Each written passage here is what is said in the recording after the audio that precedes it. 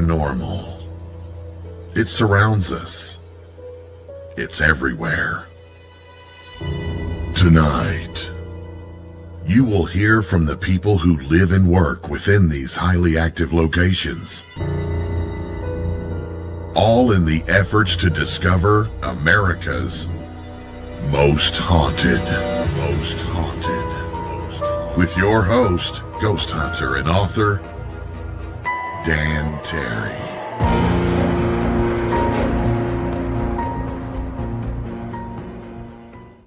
Good evening, boys and ghouls. I am Dan Terry, your ghost host with the most haunted. And I love the way Ray says on there, America's most haunted. Not today. We are going across the pond again. You know, I've been to England a couple times, been to Australia, had one from Ireland, but this is a great one.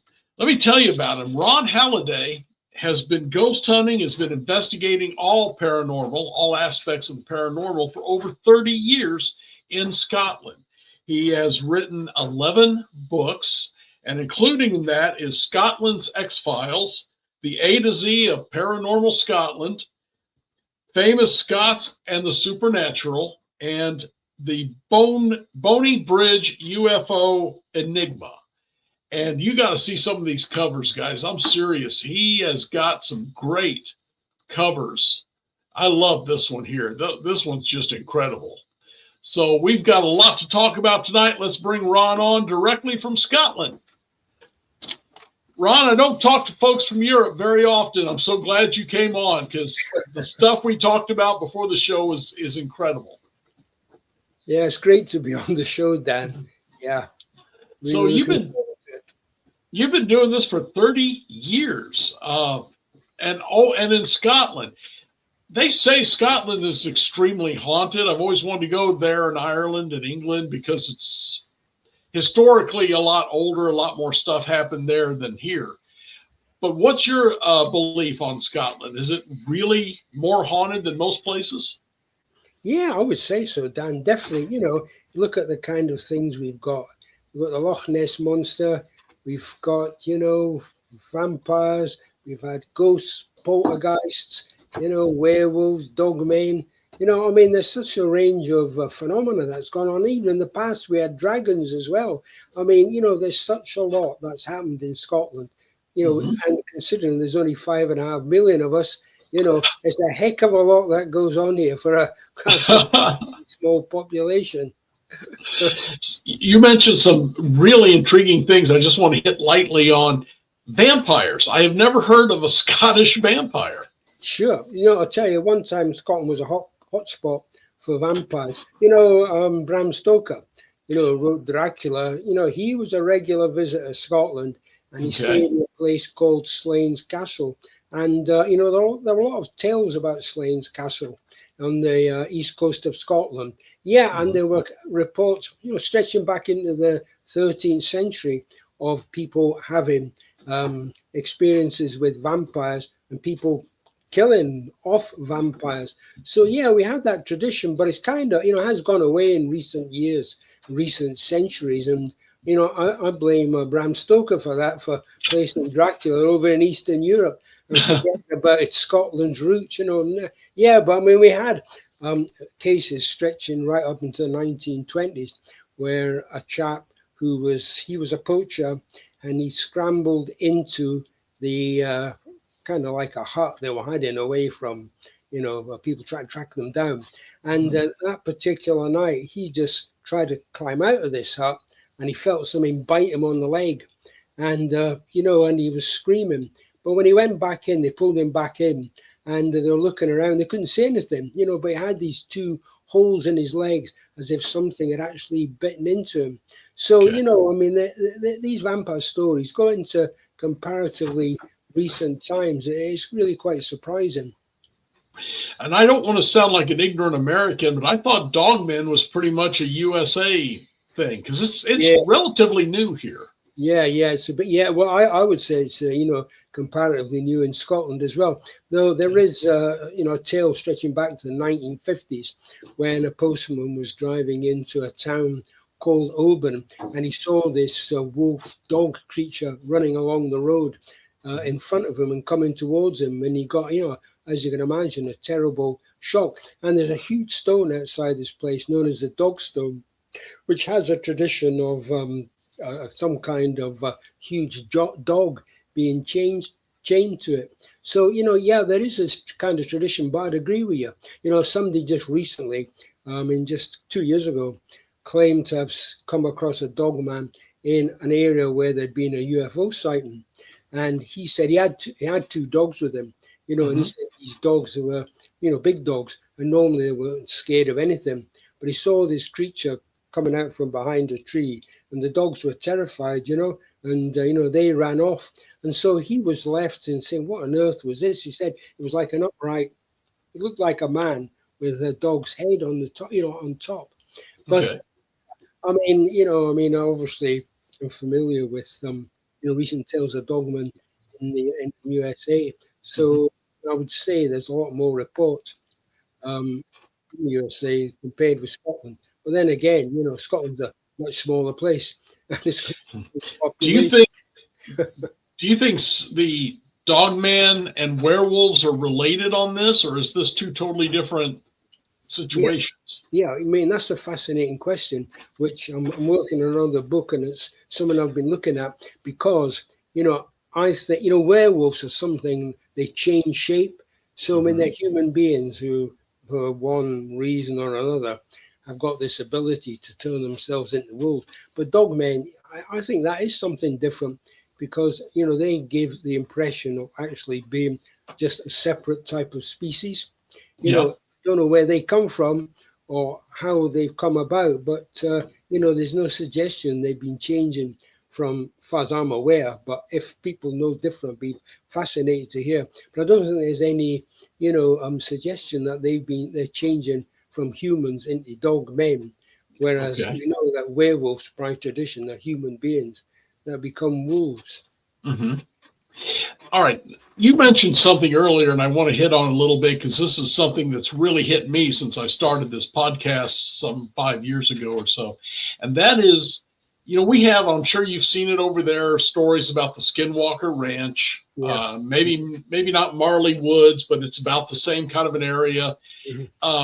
And it seems the Mothman back in the 60s, it would seem that wherever this is going on, there is reports of lights in the sky, UFOs, men in black, paranormal activity, ghosts, and all of this. You mentioned the same thing where there was UFOs sighted around this. Do you think these are all connected, all related? Yeah, I'm absolutely sure there must be in some way. And I think that's one of the mystifying things, that you seem to get a kind of focus of paranormal incidents and activity. How they relate, I'm not quite sure, obviously. I think it's a difficult question. You mentioned Skinwalker Ranch. Obviously, that's quite well known even across here because of all the phenomena that have taken place, But you do get it in different parts of Scotland as well. You get places, poltergeist sightings, ghost sightings, same time there are UFO sightings as well. So, I don't know whether all these events are somehow related to other dimensions, things are happening because for some reason or another we're interacting with other dimensions, and all this phenomenon is something that comes out of this interaction. It's it's really strange. It's like you get UFO hotspots, and in Scotland we've had them in different parts of the country from time to time.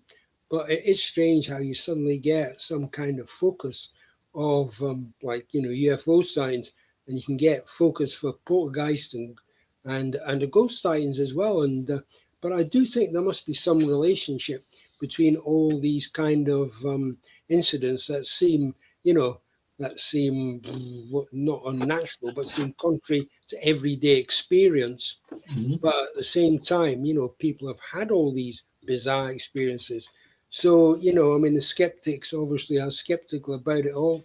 But to my mind, people have these things happening to them. And, it's very difficult to explain them other than the fact that they are, if you like, supernatural phenomenon. It is. It's strange, and I've seen it over and over again now that Mm. it all happens in the same spot or the Mm. same general area. Mm. And what made me think of that is a friend of mine was an investigator in the Marley Woods, which is a place in southern Missouri, northern Arkansas. Mm-hmm. And this person he interviewed had seen a group of robed men walking side by side into a cemetery. He got out, fired a round in the air to wake him up because it was on private land. And they said one in the end turned around and was a dog face looking at him. Mm. And then as it turned around, walked into the cemetery, they all disappeared. Mm. And you mentioned the same kind of a thing that they saw the dog man at a UFO thing. Which is what Marley Woods is best known for. Mm-hmm. So are these connected? Are these just a crossover? When the veil is thin between dimensions, everyone can cross? Yeah, well, yeah, I mean, a lot of people have experiences, Dan, I mean, of different kinds of things. Mm-hmm. A lot of people don't have experiences, but I mean, I think the number of people who have experiences is really quite phenomenal. So I think, and I mean, there's often the spiritualists in the past 19th century and so on, and in the 20th century, often used to talk about lifting the veil, between this world and another world. But they were talking obviously about spirits of the dead. But I think it's much broader than that. I mean, yeah, I think the veil does go up for some reason or another.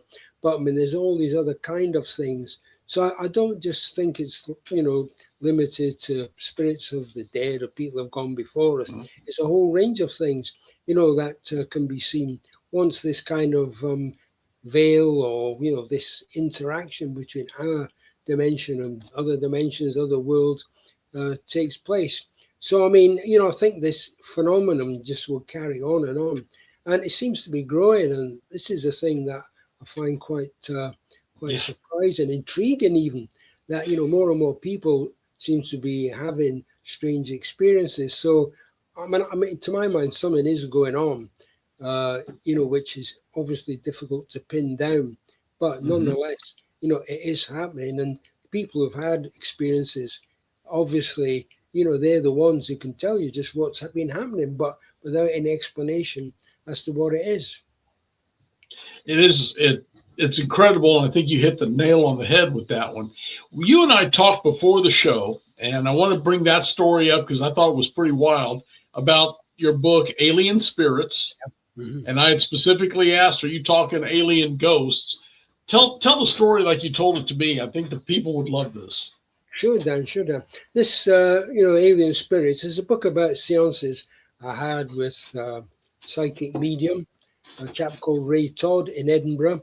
And I went along for a couple of years, 50 plus seances, and he was quite extraordinary what he could do. And I mean, I know this is going to sound, amazing, unbelievable, but I can only report what I saw. And other people did see, but nobody went there as long as I did or documented it all. And he used to bring through not only spirits of the dead, and they used to form, these faces formed over his face. Now, I sat about 5-6 feet away from him, and he was in one chair, I was in another chair. It was a lit room. It wasn't in the dark or anything like that. I could quite clearly see him. And these faces used to form over him like ectoplasm. It was a bit like that. They used to form over his face, but they were clear faces. It wasn't sort of, you see these pictures of some mediums from the 19th century, like a big white blob. It was not like that at all. Actually, faces would start forming over his face. Very clear faces. You could see all the detail. And a lot of these looked like, people from the past, sure.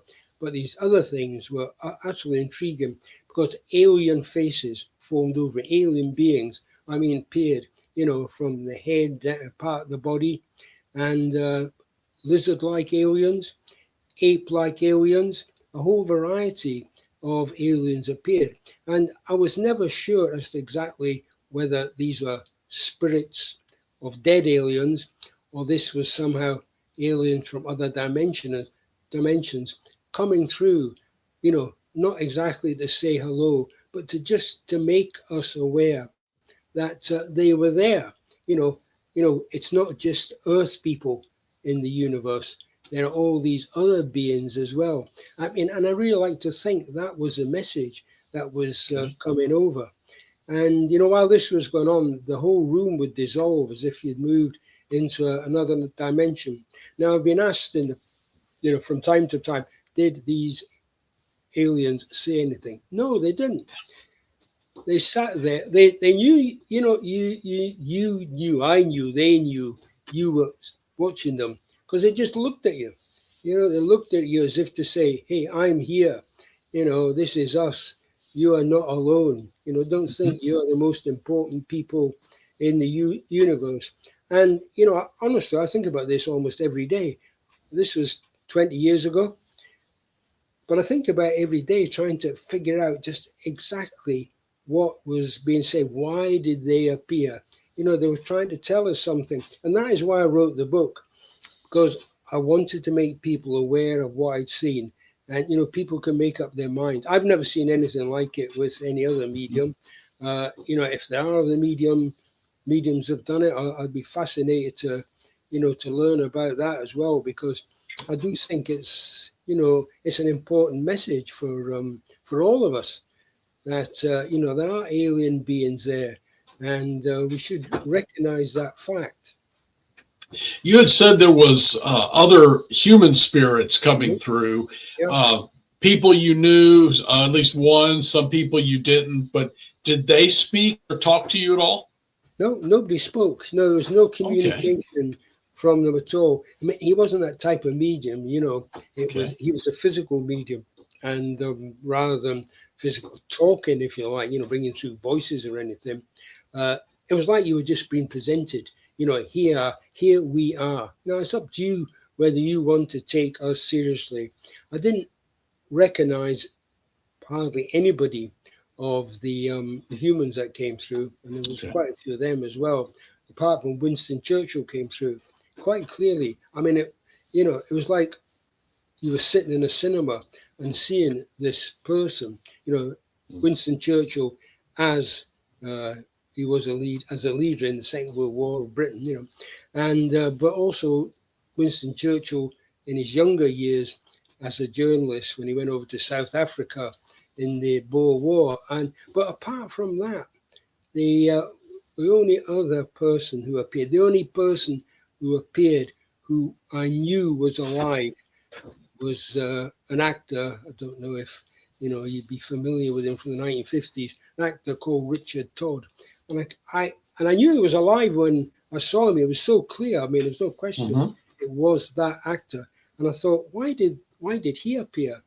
And then I thought, God, his initials, RT, Richard Todd. And I thought, they are trying, whoever's behind all this is trying to say, we know that we are dealing with somebody called Todd.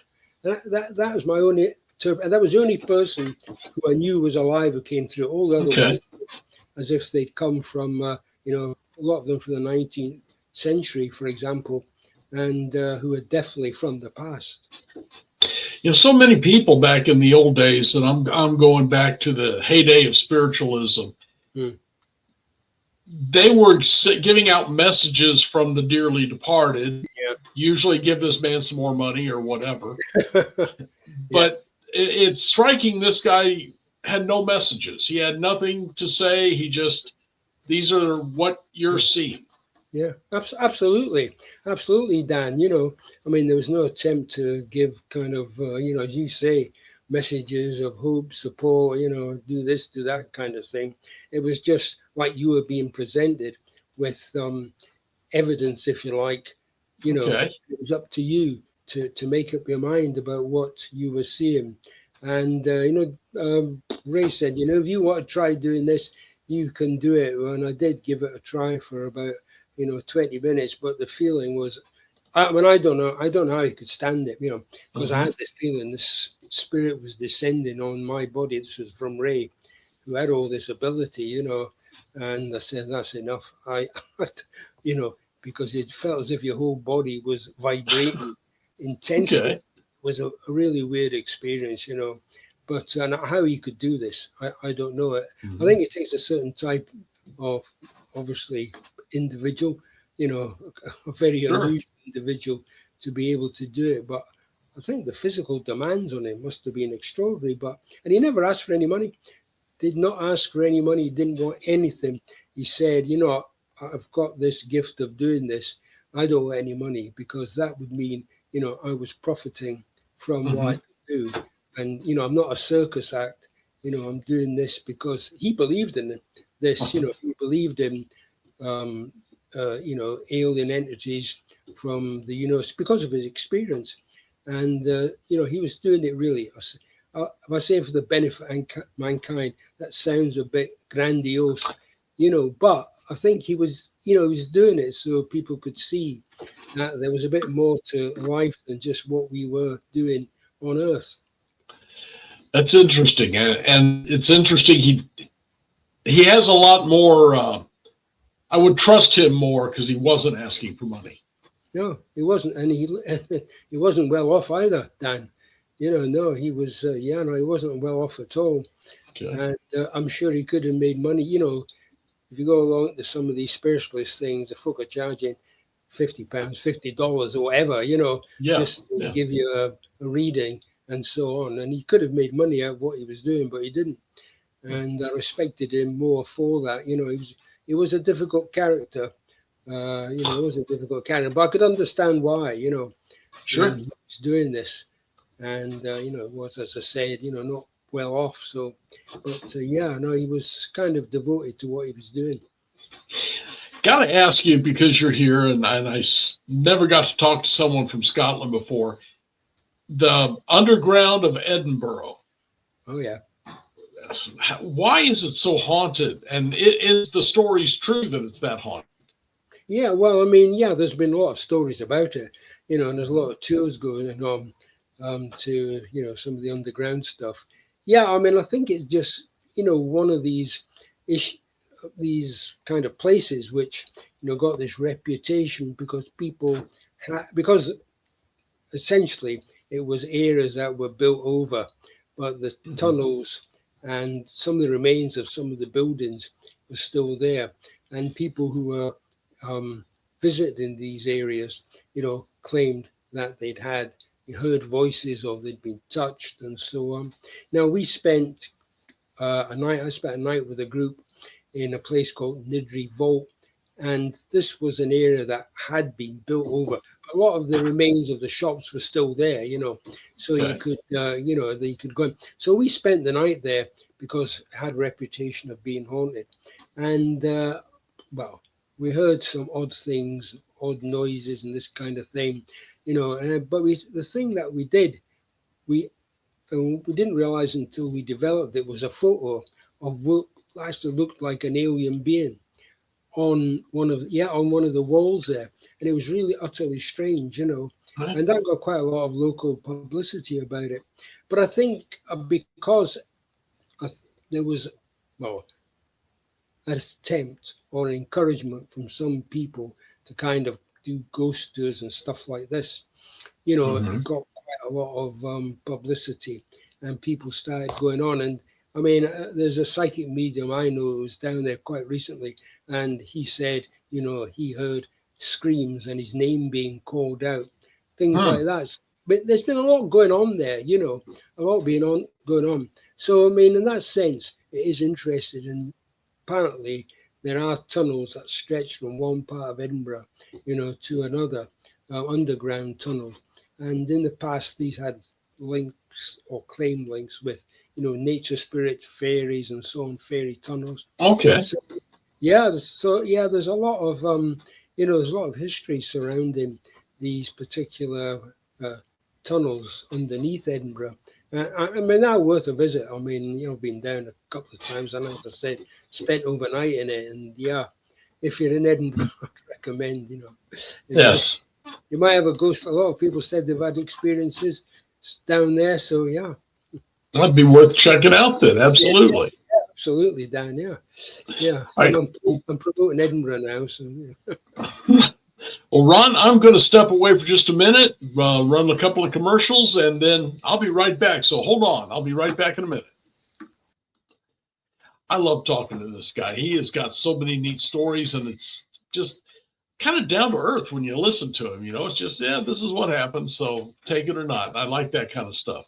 But anyway, I want you guys to watch this because this is other stuff I enjoy, and I will be back in just a moment. The new book, How to Research a Haunted House by paranormal investigator Margie Kay and professional researcher Violet Wisdom, is now available from Unex Media. This one-of-a-kind book explains how to do research on a house with uncommon methods and resources used by historic home researchers, and how to determine who may be doing the haunting and why. How to research a haunted house can be used by homeowners, renters, investors, and it should be in the library of all professional paranormal investigators. Get this unique book at unexmedia.com or amazon.com. That's unexmedia.com or amazon.com.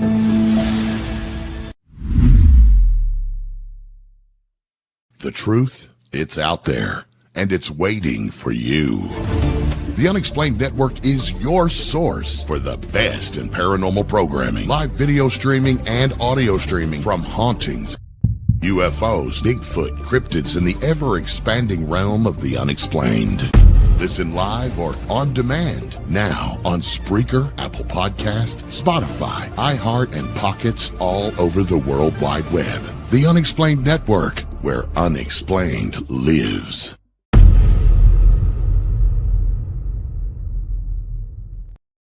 Hey, I do want to throw up about joining the Unex Network, guys. Now, the shows, and we have got more shows than ever, and there's new ones seems to be popping up all the time.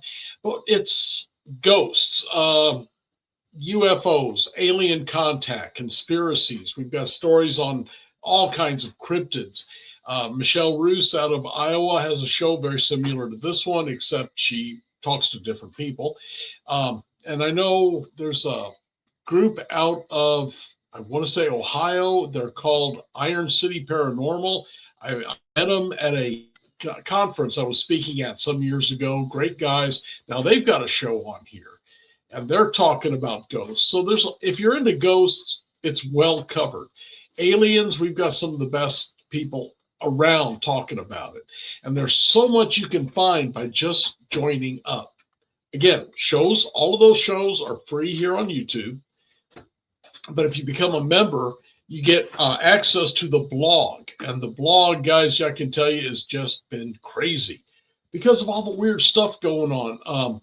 11 scientists related to zero-point energy, UFOs, nuclear energy, just disappear or die under mysterious circumstances. And it's incredible.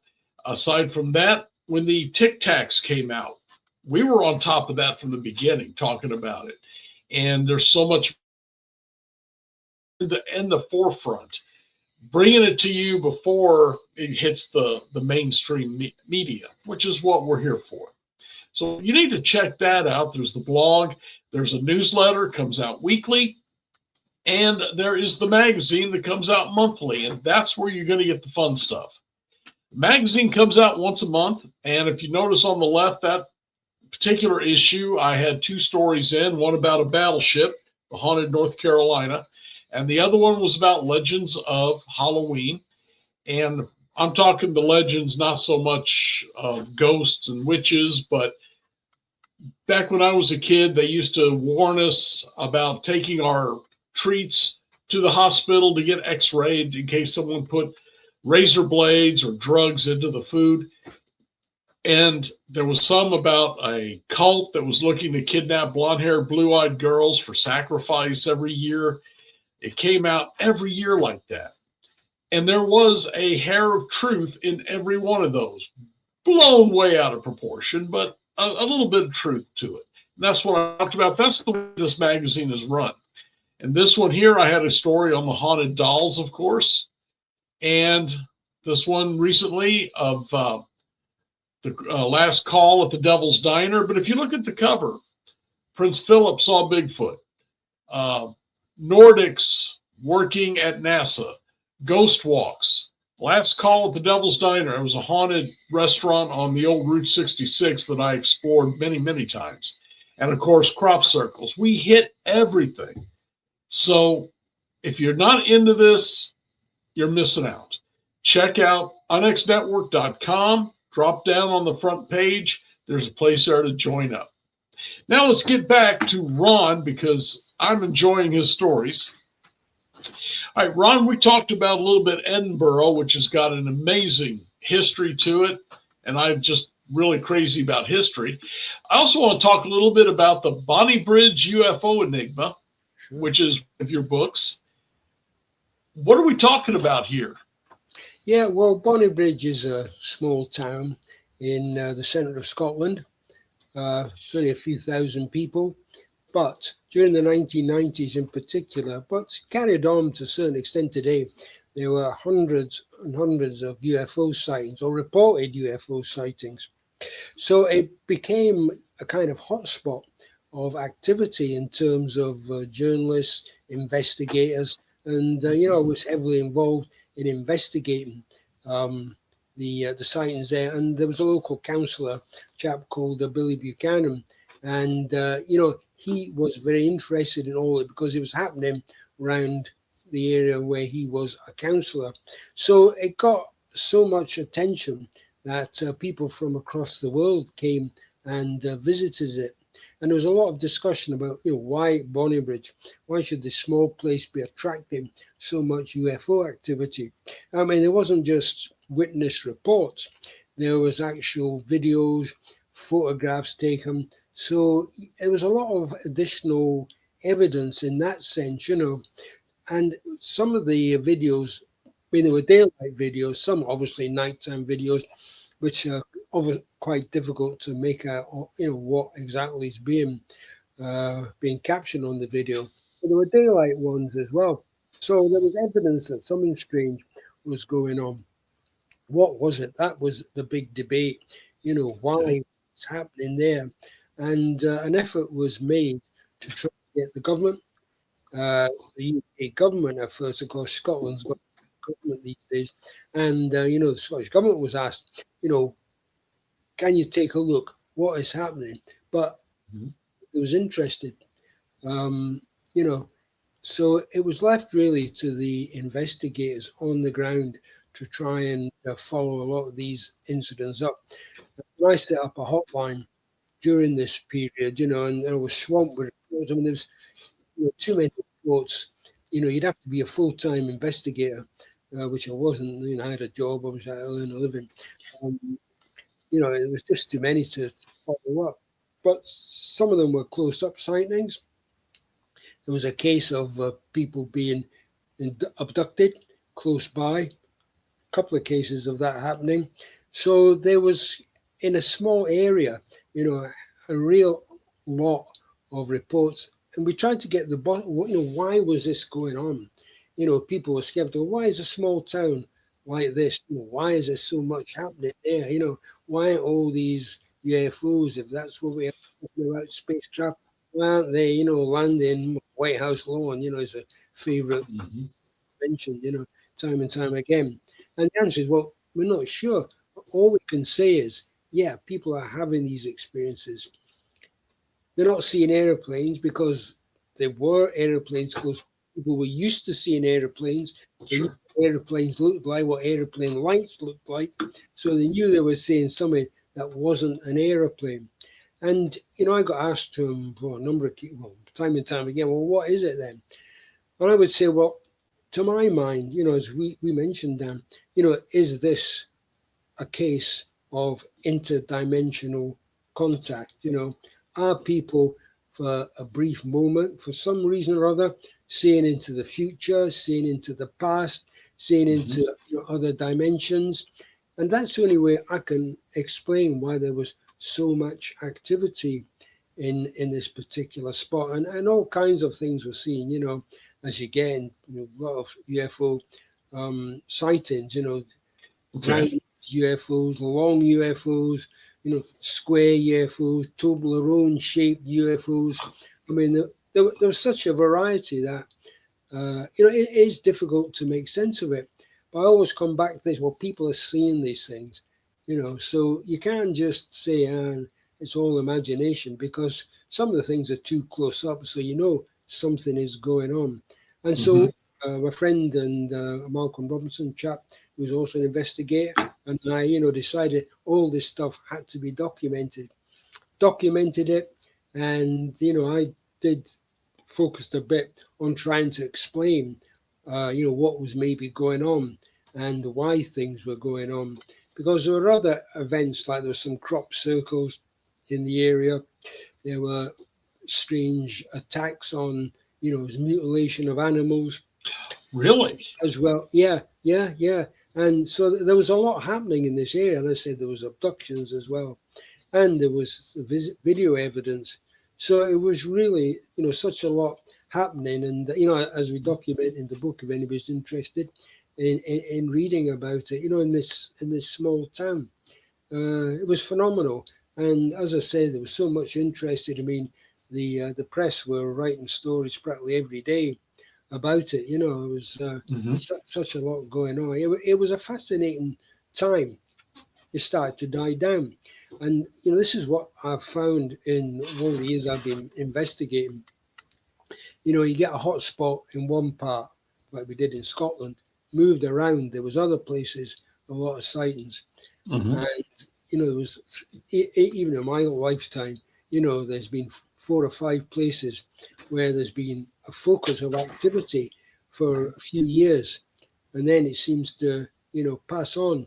Then another place comes up. I don't know if that's been, obviously, USA is a much bigger area, but I don't know if that's been the experience in the USA or in other countries, that you get these Yeah. spot of activity, one bit, and then, 20 years, 10 years later, it's another bit, which again suggests to me, there's some kind of interaction with maybe other universes, other dimensions, and there's a kind of movement in it, which might Mm-hmm. explain why you get this, you get a focus in some spots, and then, it kind of moves a bit. I mean, it doesn't die down, but it maybe lessens for a while. So, yeah, I mean, it's a fascinating aspect of the paranormal phenomenon. Okay. You got a book here that I would ask you about, Evil Scotland. Yeah. Now that's two words I've never heard put together before. So what's the evil of Scotland on this one? Yeah, well, I'm going to blame the publishers for that. It was, it really was. I was looking at a lot of paranormal phenomenon, and Okay. I was also looking at one or two murder cases, which I thought could be possibly linked into the supernatural, or had paranormal, like an individual murdered, and Mm-hmm. then claimed to be that he was a vampire. This is why he'd murdered somebody, and drank their blood. So there was some sort of paranormal, supernatural aspect to it. So I was looking at a variety of the paranormal stuff, plus some murders. So that's how it came out as Evil Scotland. I mean obviously a lot of people who claim to be vampires can be mentally disturbed, and Yeah. doubt about that. No matter how convinced they are that they are vampires. And there were other people. There was a chap who claimed he was a leopard, really, and he was, he I don't know how he managed it, but he got all his skin, covered in sort of leopard type. It wasn't tattoos. I don't know what he did to it. And so I was putting a whole range of odd things like that, with a dramatic cover there. So That one's unique. I'm got to admit. yes, yeah. Yeah. Famous Scots. You've got some great books out. I love the covers, the titles, but what's with the famous Scots? Which ones are you talking about? Yeah, well, I'm talking about a lot of people who, I don't know how well they're known worldwide, but there was a lot of key people who were interested, like John Logie Baird, somebody involved with the invention of television. Yeah, Mm-hmm. he attended spiritualist meetings.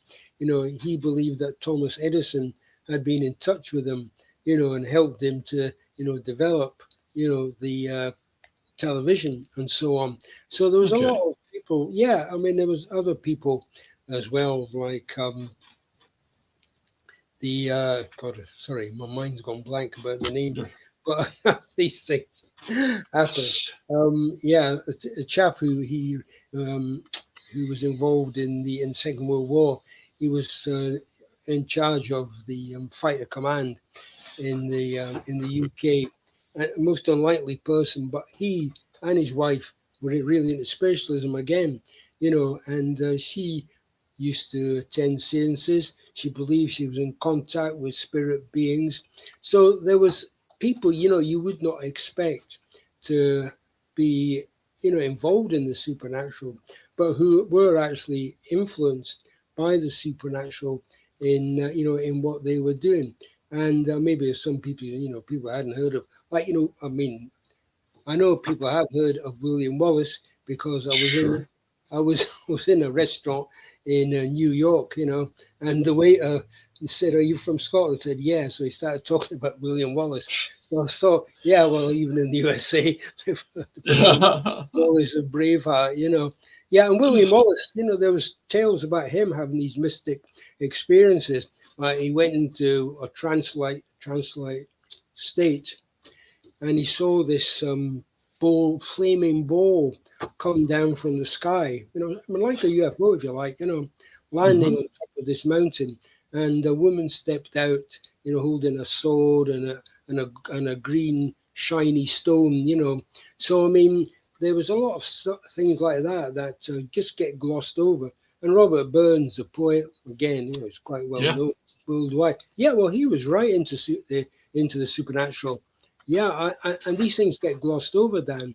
I mean, as if, well, so, people believe in the supernatural. We don't want to hear that. All we want to know is, the bits that, if you like, are sort of traditional. And, Isaac Newton and so on, well-known scientist, yeah, he Hmm. was in astrology. I mean, astrology was an important part of his life. I mean, he wrote books about it. But what happens?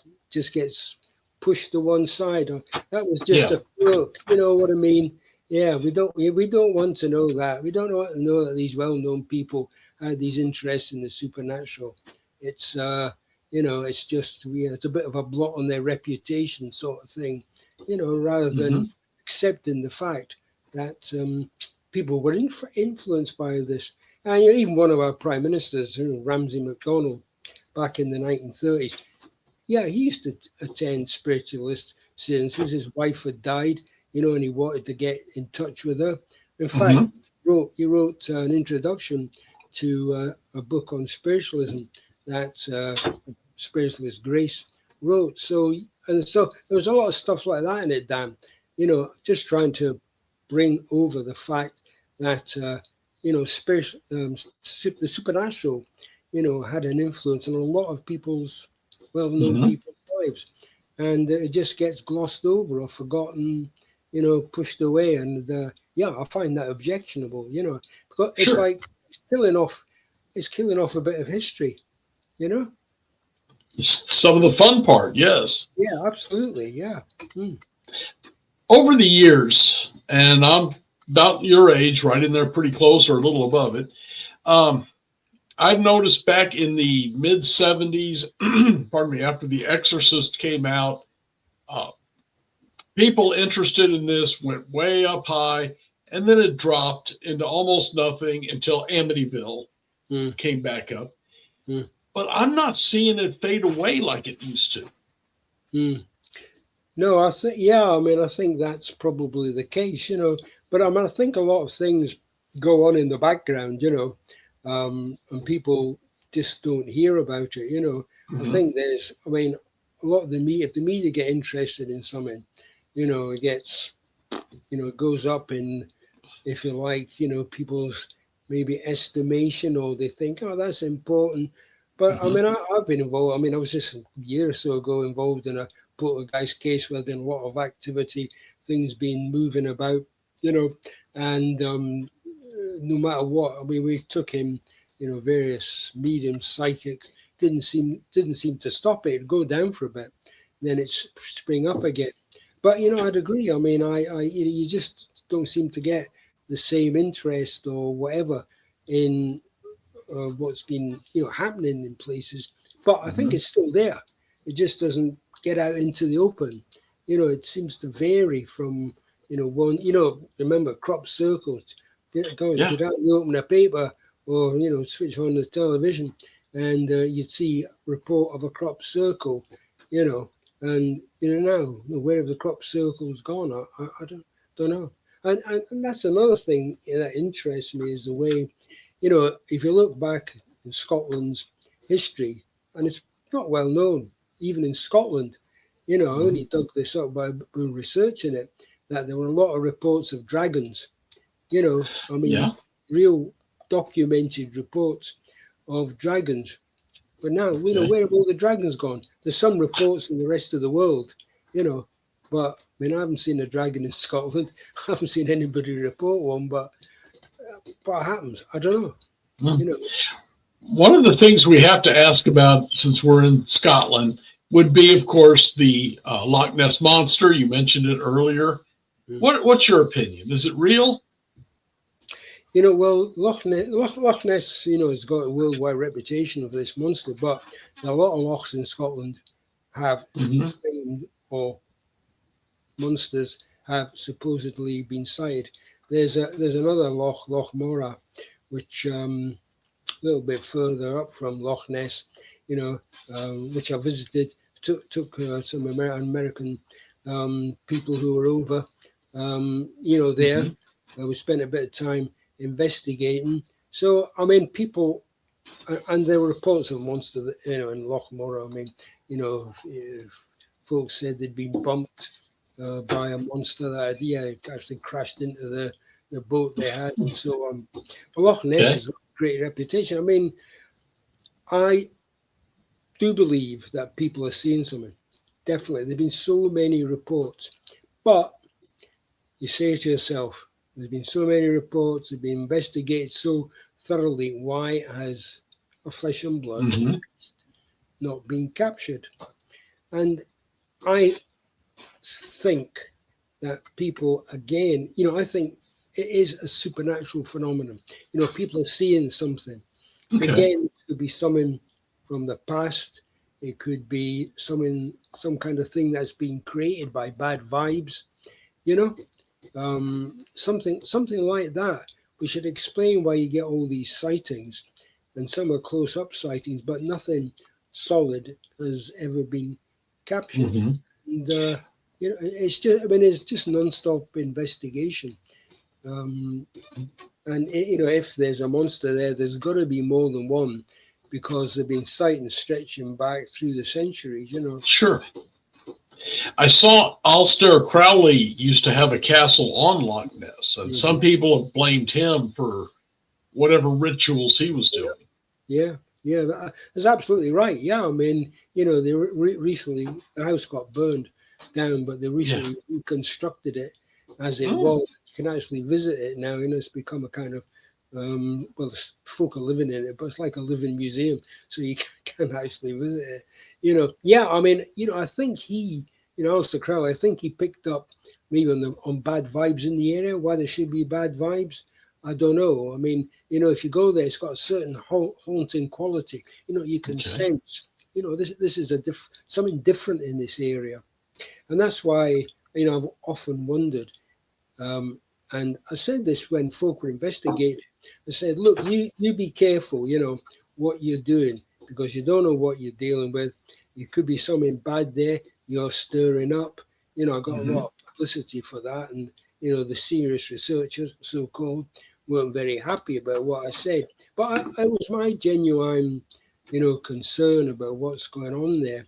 Because if it's a real animal, why has it never been caught? I mean, they've tried to catch things.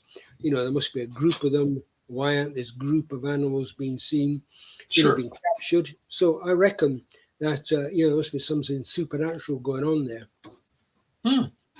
The last one book we're going to talk about is Edinburgh After Dark. And again, that is my favorite cover of your books by far.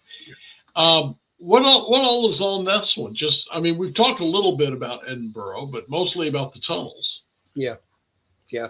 Well, I mean, Edinburgh's been a hotbed of weird activity. It's got this long tradition. I mean, UFO sightings, ghost poltergeist, a Mothman type figure on. I didn't know. Yeah, Mothman. Yeah, I mean, this lady, and there'd been a couple of UFO sightings in this area just before this happened. And this woman, she woke up during the night and she saw this light going round the bedroom, and somehow she was attracted, pulled towards the window. She looked out, and at the bottom of the garden, she saw this, what she said was like a 6-foot being, looked human but had these huge wings, on its down its side, and she said she just looked at it and obviously couldn't believe what she was saying. But she said, I can't understand it. I felt I was in some kind of trance, and I just wondered. I wandered back to the bed and just lay down.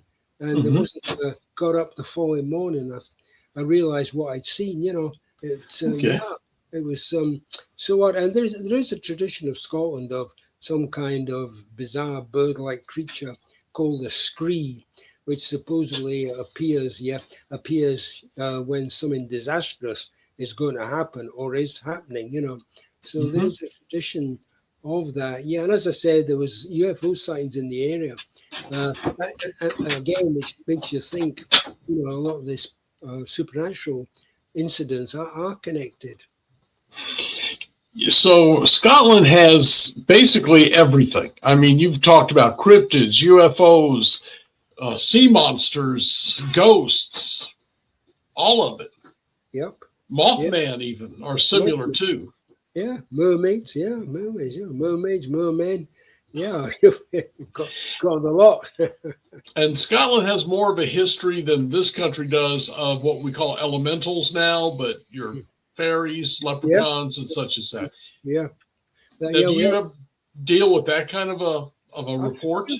Yeah, I mean, fairies haven't disappeared. People have seen fairies even, these days. I mean, yeah, if you go, there's a lot of what are called fairy nows, fairy hills, in Scotland, and these were traditionally entries into underground towns, cities where the fairies supposedly, lived. But people today seeing fairies. I mean, there's a place just a few miles from where I stay, Bowness, Witch's Stone, and a woman, she saw a fairy light being there just 4 years ago. I mean, so you get get Witch's Stone, fairies, you get all this link up between paranormal, and I mean, people still see fairies today, which is really bizarre. I've got an interesting story, which if I've got a minute or two, go right ahead. Sure. Right, because I've often wondered, alien entities, fairies, any link. Here's an account that was given to me. This woman, and she's a social worker, social carer, so she was she had a responsible job. But this had happened when she was 10, and I got this story when she was 30. And she lived in a farm out in the country. She used to walk into the wood close by. On this particular occasion, she was strolling in the wood, she used to go there, play kind of thing. As she was walking along this path, in front of her, she saw these small blue beings. And they saw her. And as she was looking at them, she was frozen to the spot. She couldn't move. She wanted to run away because she got a fright. And the next minute, this beam of light came down, and she was lifted up into, for want of a better word, was a spacecraft, where she went under some sort of examination, or these alien entities, came over and looked at her. And then the next minute, she was beamed back down to the ground. And she could move again, so she ran all the way back home. And when she got home, her parents were on the point of phoning the police because she thought she'd only been away for half an hour, but she'd been away for the whole day. And after that experience, she was unwell. She was in bed for a few days. And the reason why she got in touch with me is because she was worried that her daughter, would have the same experience, because she'd seen this kind of dogman head, like Anubis, floating in. Really? Yeah, of her daughter's bedroom. But what fascinated me was this link between like fairy-like creatures and the modern UFO, if you like, events. And so is there some link between nature spirits and what we see as alien entities? I mean, it's a strange story. And in Scotland, green's often seen as a color of the supernatural. In Scotland, blue was the color, if there was blue appearing, it was a sign the supernatural were present. So, yeah, I mean, I find that such a fascinating story, this interlink between the traditional fairies, modern UFO sightings. Well, you said she saw what she took to be Anubis. That would be a dog man, right? Yeah, well, yeah, that could be a dog man. I mean, I think the term, wasn't so well kind of known, when the time I interviewed her, which was sure, back in the 1990s. But I mean, yeah, when she said it, I thought, it sounds like a dog man, because Anubis, as you know, can be a head of a jackal or a head of a dog. So, I mean, it's difficult to to tell them apart. They look very similar. Ron, your stories are awesome, and I got to tell people where you can get the books, and that includes Evil Scotland, which you did not name, Famous Scots and the Supernatural, which you've discussed a little bit, and Edinburgh After Dark. There we go. The Bonnie Bridge UFO Enigma, which is intriguing, and I'm sure there's plenty of other information out on that. And, of course, Alien Spirits. And these are all available, if I'm not mistaken, on Amazon, right? Yep, they are. All right. Ron, I hope I can get you back here sometime, because, for one thing, this has been an easy interview. You have the stories. There's no him hauling around or trying to think of something. You've got them. But I was delighted to be on the show, Dan. It's been great. It's been great talking with you. Listen, hold on for a second. I'm going to say goodnight to the people, and I'll be back to chat with you a little bit, all right? Okay. All right. Ron, thanks again for being on. Take care. Thank you, Dan. Now, that was a fun conversation, guys. Seriously. And what are we talking about here? Dogmen, aliens, fairies, elementals, ghosts, everything, seances, all in Scotland, a place of 5 million people. I mean, New York City has, 6 or 8 times that number? And yet, all of it's going on right there. It's an incredible place. I hope to get to it someday soon. I know Michelle Roos and a couple of the other people I've had guests here do tours of Scotland, Ireland, England, ghost tours specifically. Maybe something you want to look into. Hey, once again, check out the Unix Network. I am running out of time, so I'm going to go ahead and back out. But check out the Unix Network, Unexplained Network. That's unxnetwork.com. And guys, if you enjoyed this story about Scotland and the hauntings there, check out Ron's Facebook page. Check out Ron's books. And while you're doing it, I just want you to really try and stay spooked. Good night.